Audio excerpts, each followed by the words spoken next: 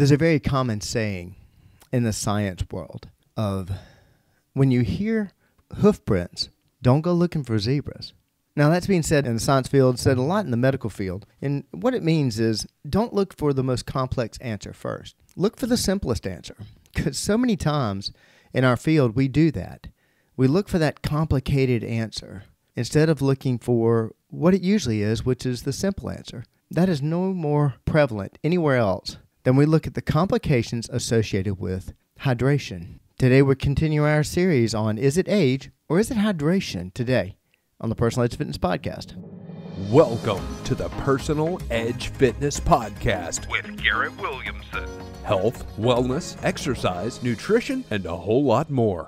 Got questions? Call us and leave a message at 251-278-EDGE or message us at Personal Edge Fitness on Facebook and Instagram, at Team PE on Twitter, or personaledgefitness.com. Good day and welcome to the Personal Edge Fitness Podcast. My name is Garrett Williamson, host of the Personal Edge Fitness Podcast and president of Personal Edge Fitness. Thank you so much for joining me today on dispelling the myths of health, fitness, and wellness and continuing our series, which I think will go on forever, on is it age? Or today, is it hydration?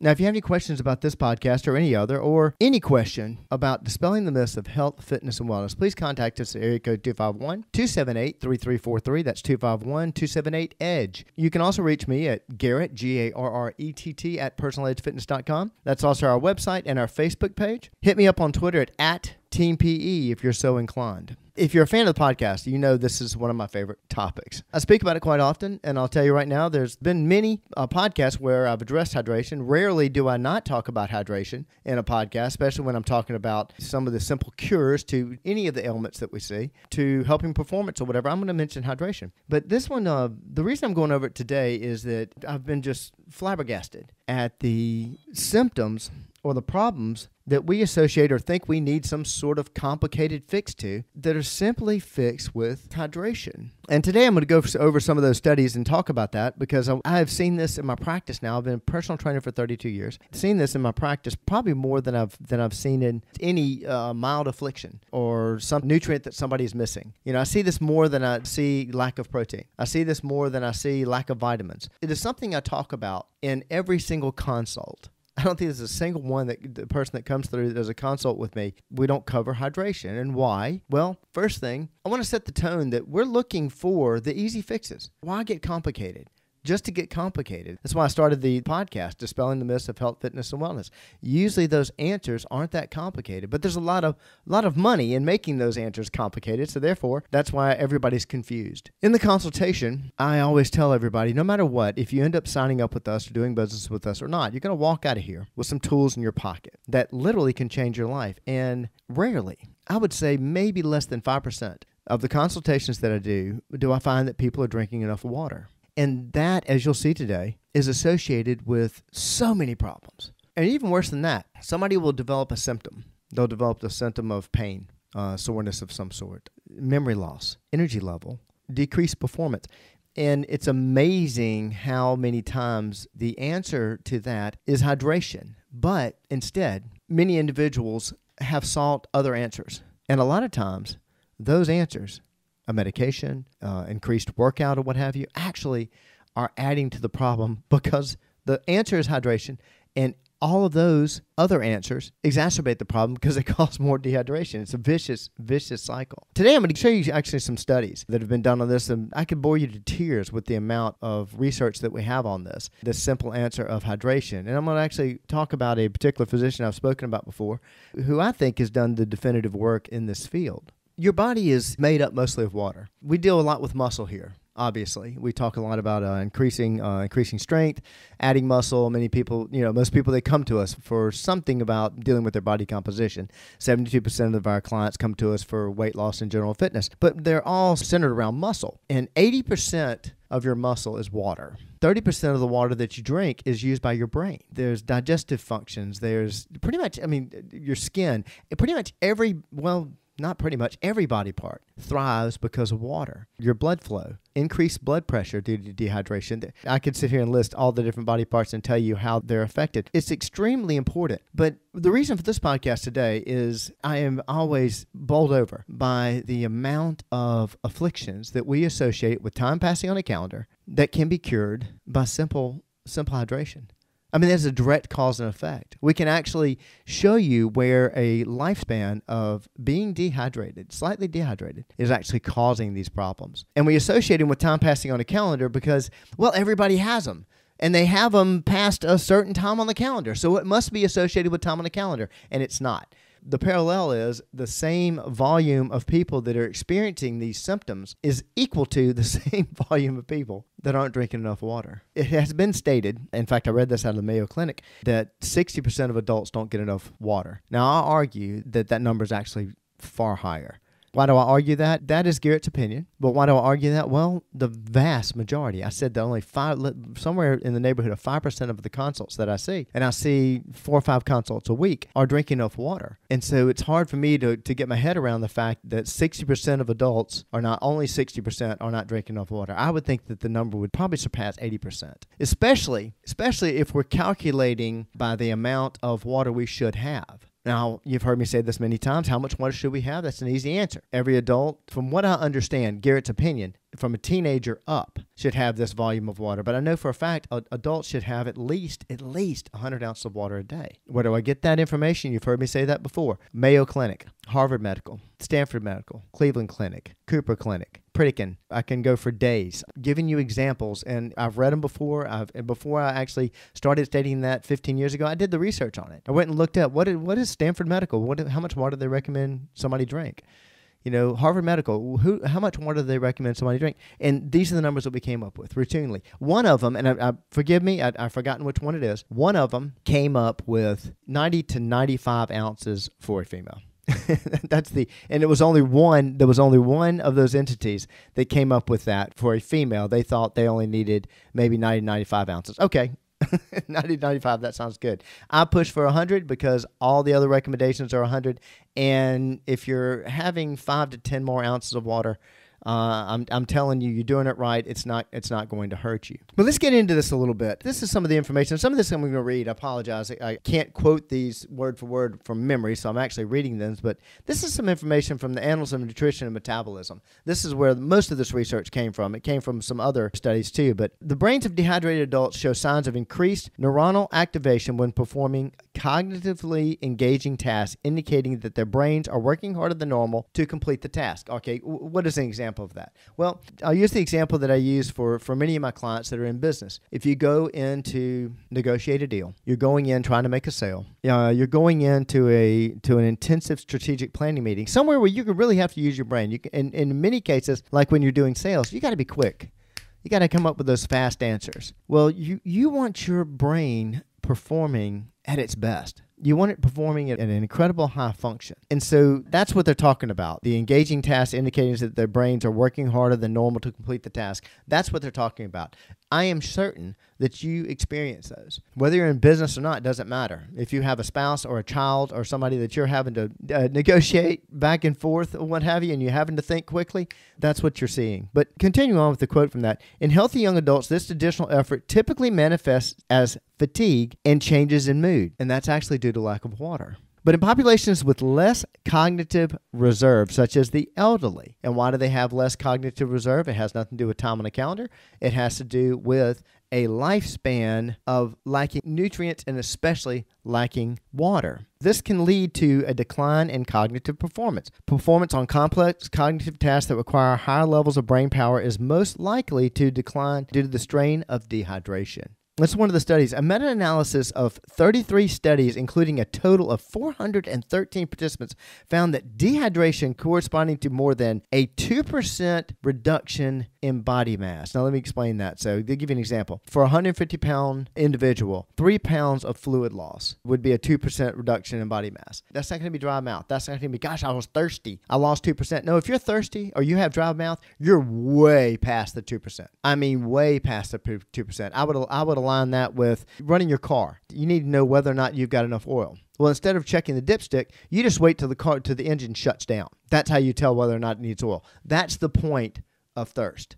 That's the point of dry mouth when you have dehydration. Anyway, I'll read that quote again. A meta-analysis of 33 studies, including a total of 413 participants, found that dehydration corresponding to more than a 2% reduction in body mass was associated with significant impairments on attention, executive function, and motor coordination. Now, these aren't just little things. You've most likely experienced this no matter what number you have on the calendar. The example that I use quite often is just like I'm doing right now. I'm searching for a word. I'm actually rather hydrated at the moment. But you're thinking of your neighbor or somebody, a close friend, somebody that you know well, and you can't. Oh gosh, their name's on the tip of my tongue. I know them well. Lord, I've lived next door to them for 20 years, and you can't think of that name. So many times we associate that with senior brain. You know, you just can't think of it because of your number on the calendar. No, that's dehydration. That is dehydration. Or you've never learned the person's name, and that's a different story. But if it's somebody that you know on a regular, you use their name on a regular basis, or it's a word that you use on a regular basis, it may be a quote that you say on a regular basis, and you can't think of what the quote is. You can't think of what that name is. Check your water level. I promise you, you're dehydrated. Continue on. The prolonged cellular stress of dehydration may promote brain pathology and continued cognitive decline. Now, what is continued cognitive decline? What can that result in? Well, think about it. Continued brain decline. Well, that's where we get dementia. That's where we get Alzheimer's. That's where we get these mental problems that we associate with time passing on a calendar, or it's somewhere in my genes, my granddaddy have it, so I've got it now. It has nothing to do with that majority of the time. It has to do with the fact that we've overstressed the brain. We've done it. We've run the brain hard on a dehydrated system for years. And after doing that hard for that long, you can cause these problems. But it has nothing to do with time passing on a calendar. It has everything to do with the lack of water. Because if, again, as the example I've used already in this series, I will continue to use, is that if it is time passing on a calendar that causes this, then there should be a date and a time and an age on every person, that no matter what, by this time, by this exact date, you're going to have that affliction. So many times I say that, and people that are arguing with me, and you may actually be saying that in your mind, well, Garrett, that depends. That depends on a lot of things, and that depends on the person. That's different person to person. But it automatically happens. Okay, if it's different to person, first thing I'm going to ask you, what causes it?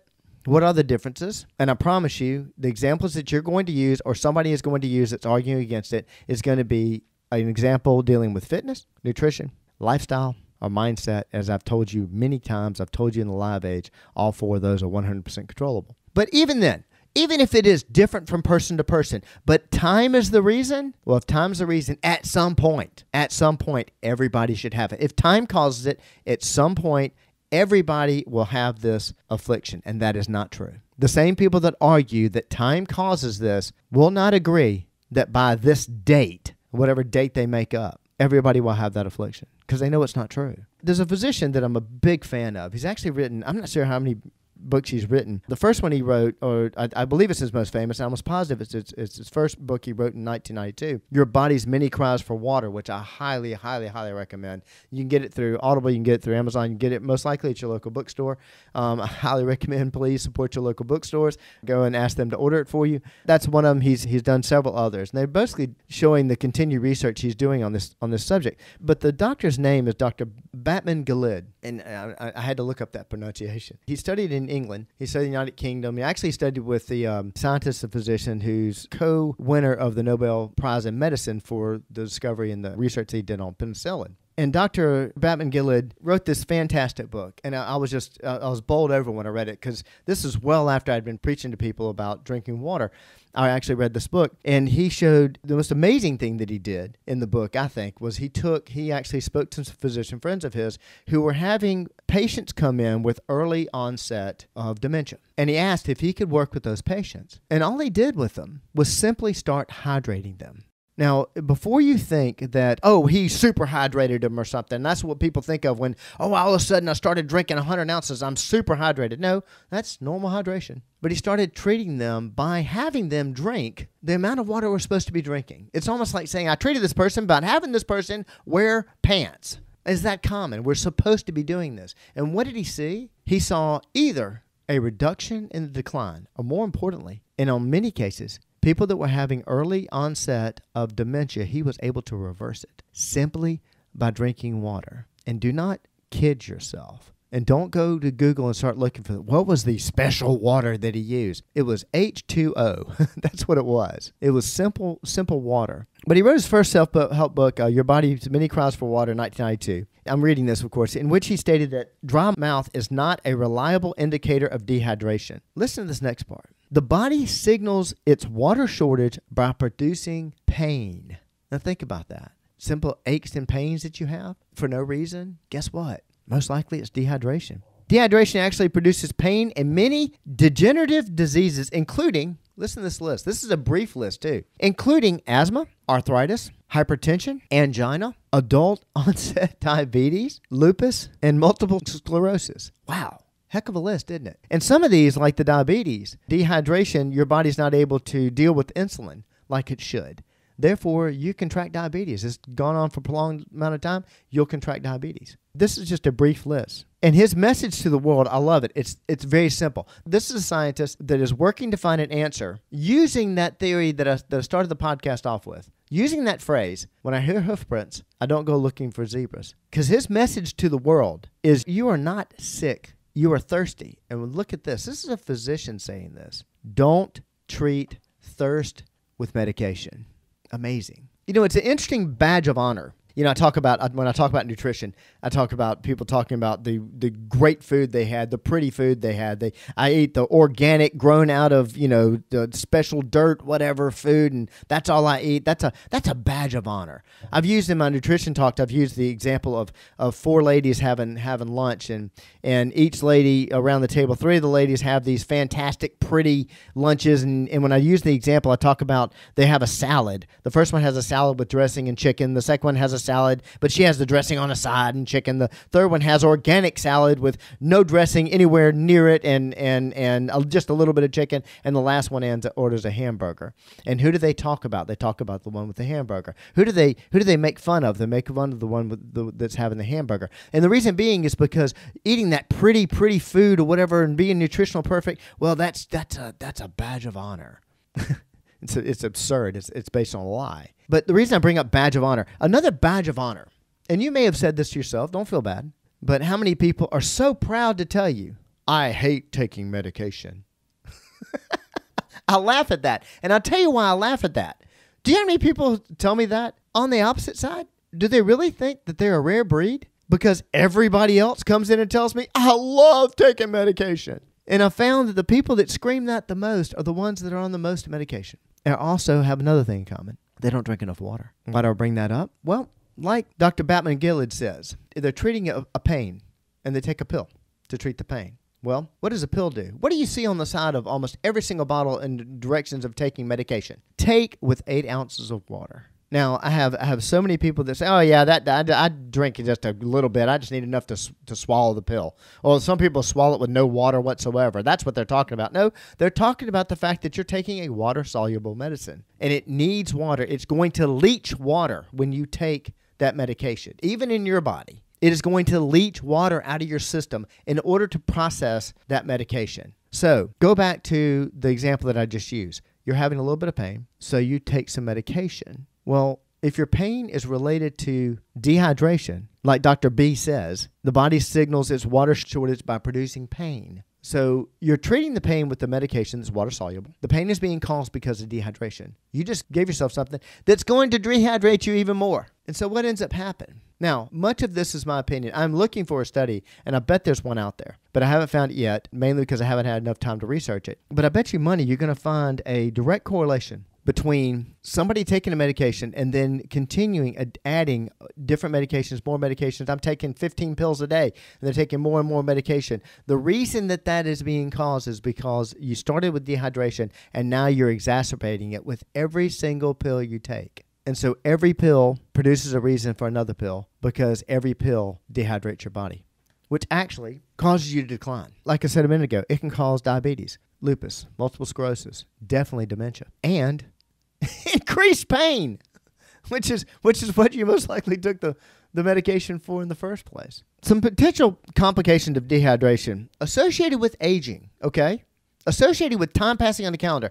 Too many times people say, oh, no, that's because time passing on the calendar. And by the way, before I get into this, I'm going to give you some potential complications of dehydration associated with aging. Before I get into this, let me tell you the ridiculous argument of, well, my daddy had it, so I have it. You know, it's in my genes. Dementia's in my genes. This is in my genes. Well, let me ask you something. Was your daddy hydrated? Was your grandfather hydrated? I had a client one time tell me, and I'm going to get to that list in just a second, but just a great example. And he was serious about this. This is a very bright individual, very successful business. Somebody I thought highly of, and at one point in time was responsible for 30% through referrals, was responsible for 30% of my clientele. I'm not beating this individual up.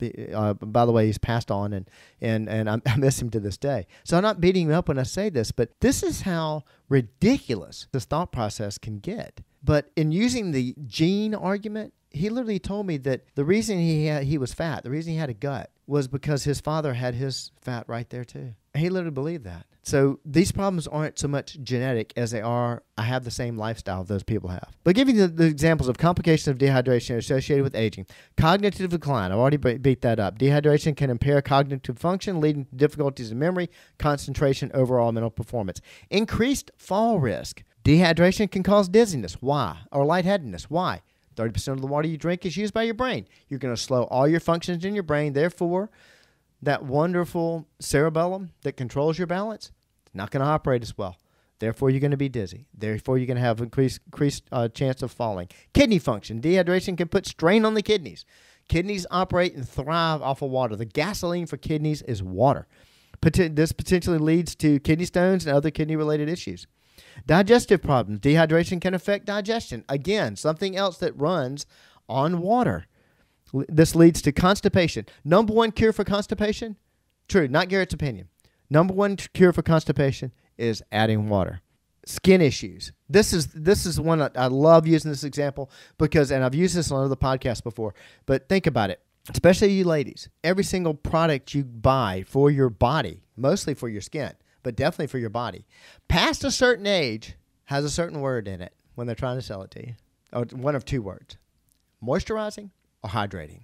The magical moisturizing and hydrating because time passes on the calendar and now you need this moisturizing and hydrating. Nope.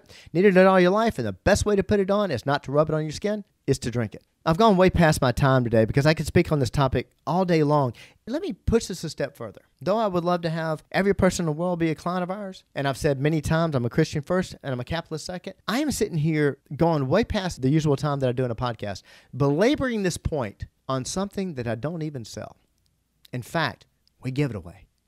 Don't go looking for zebras if you hear hoof prints. Look for that simple answer. The simple answer is hydration. Listen, if you have any questions about this, or if you think I'm wrong, I'll bring you on the show. If you're a health professional or you've got documentation that says I'm wrong, I'd love to have you, have you on here. I'd love to debate it with you. You can reach me at area code 251-278-3343. That's 251-278-EDGE. You can also contact me at Garrett, Garrett, at personaledgefitness.com. That's our website and our Facebook page. Hit me up on Twitter at @TeamPE. So many times, the answer is simple. And especially if you do nothing else that I recommend, slowly get yourself up to 100 ounces of water a day. And I'm telling you, it will literally change your life. And it happens to be just one more way we help you reach your level of wellness. Thank you so much for joining me today. Thanks for listening to the Personal Edge Fitness Podcast with Garrett Williamson. Subscribe now and be a part of the show by calling 251-278-EDGE or message us on Facebook and Instagram at Personal Edge Fitness or at Team PE on Twitter, and visit us at personaledgefitness.com.